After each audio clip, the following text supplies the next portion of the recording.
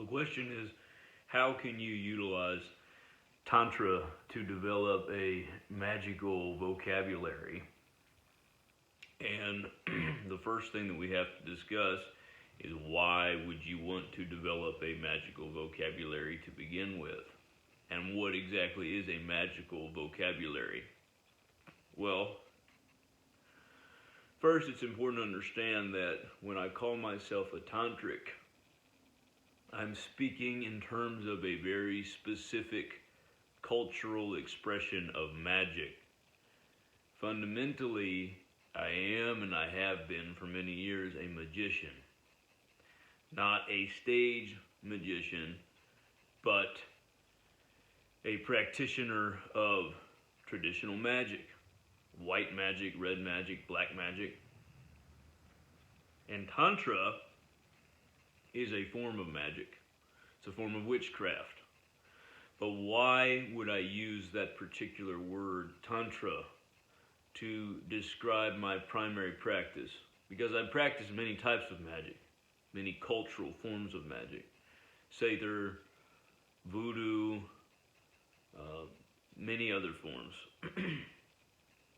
So why Tantra?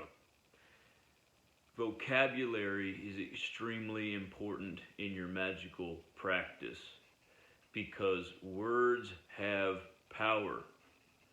And the manner in which you link specific words to specific expressions of consciousness will affect your magical practice drastically.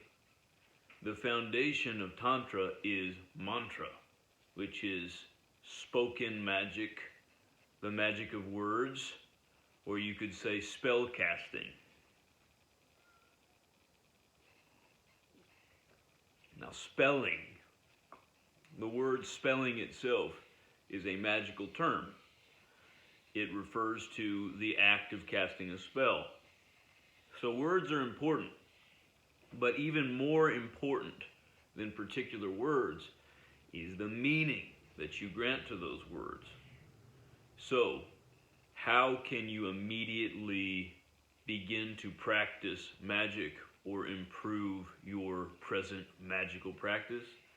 Develop your vocabulary. And I would argue that the best way to develop your vocabulary is to study the Indian tradition and the expansion of the Indian tradition into the East through Tantric Buddhism. Now, why would I say that you should study the Indian tradition above all other traditions? It's because the Indian tradition has most effectively preserved the magical vocabulary of the non-Christian, non-Jewish world. Of course, the Christians, the Jews, they're all the same thing. They're Abrahamics. They have their own magical vocabulary. And if you accept their vocabulary, you will see a specific effect on your consciousness. For example, the word demon. If you accept the Abrahamic definition of demon, you actualize that word within your practice, then whenever you experience a frequency of consciousness that the Christian would deem to be demonic, you are going to experience that frequency within their matrix, their intellectual framework of demonism. Now, how can you transform the effect of that word demon?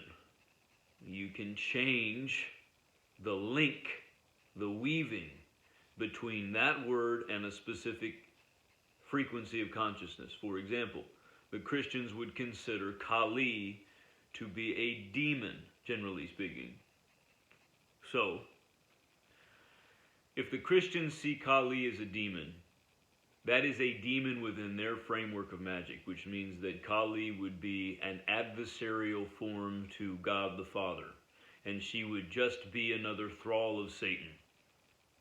That is, generally speaking, how you would experience demonism within the Christian framework.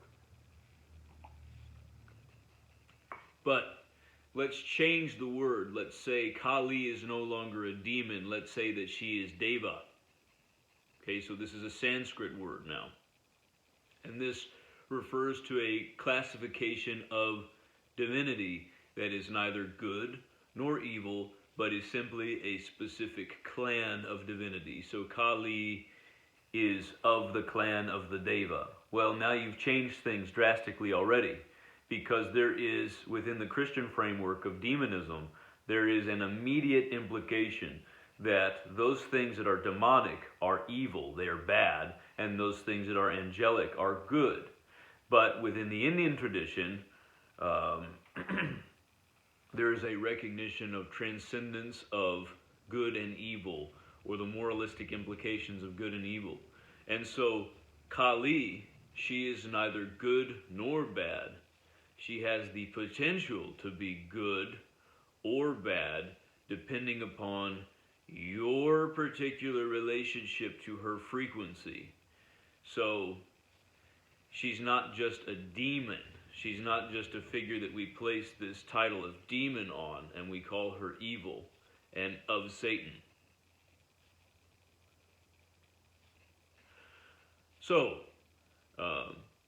it is important to understand the vocabulary of Abrahamic magic, because Abrahamic magic is so potent within our current magical paradigm.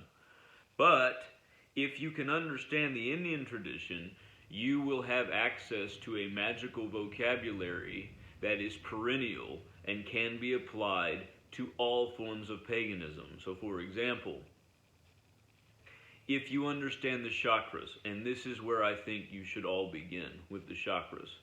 If you understand the chakras, you now have a framework of consciousness that is linked to your physical body. You have a vocabulary, these words, that are woven into physical experience, and you can begin to experiment with identification of the chakras inside of your own body and outside of your own body. So, this is applicable in a perennial sense, and by perennial I mean it's a tradition that returns as part of the non-linear cycle of consciousness and time. So you have access to this vocabulary that is granted to you by ancient tradition within India, the Tantric tradition. And if you have access to that, you can begin to draw your awareness to these specific points. So let's say, for example, you understand the Muladhara chakra or the Manipura chakra. The Muladhara chakra is of the earth. So when you encounter things that are of the earth and prime materiality within other traditions, you can understand those things as being of the frequency of the Muladhara, and you have a physical point on the body that you can link to that experience of consciousness. So for example, in men, the Muladhara is found at the perineum, and in women, the Muladhara is found at the cervix. If you understand that there are certain figures, like, let's say, for example, Artemis, who might be associated with the Muladhara and the earth and the hunt and accessing the blood and the consciousness of prime materiality, then you can understand the effect that working with Artemis might have on your body. She might activate the Muladhara, or the Sahasrara, the crown chakra that exists above the crown of the head. You might associate the Sahasrara with a figure like Odin or Poseidon, or some of these figures that are very much of the spirit. And you can see how interacting with Odin might affect the Sahasrara. So now when you have this vocabulary, even though it's coming from the Indian tradition, it's coming from Tantra, the cultural expression of witchcraft within the Indian tradition, it is applicable to all traditions. And you have a point on your physical body, Sahasrara, Ajna, Vishuddhi, Anahata at the chest, Manipura at the stomach, Svadhisthana at the tailbone, Muladhara at the perineum or the cervix. When you have access to this vocabulary and you begin to weave, because Tantra, one of ways that we can translate Tantra to English is to say to weave. You weave these aspects of consciousness together. Now you can begin to draw connections between things. And that's when you really start to practice magic improper, when you can draw these spiritual connections between things and pull them into the material world. That is what we call yoga. Yoga being unification, union, unifying aspects of the contemplative with the active, and then also to practice magic. Yoga can be translated as magic. So magic is to unify these aspects. So that is why vocabulary is so important. And one of the things that I teach my students in private instruction, I increase their vocabulary, I enhance their magical vocabulary, but not just on an intellectual level. Every time they learn a new word, a new magical concept, they apply it in practice within the physical world so that they can experience what is the link between this conceptual quality of this specific word and the direct physical experience.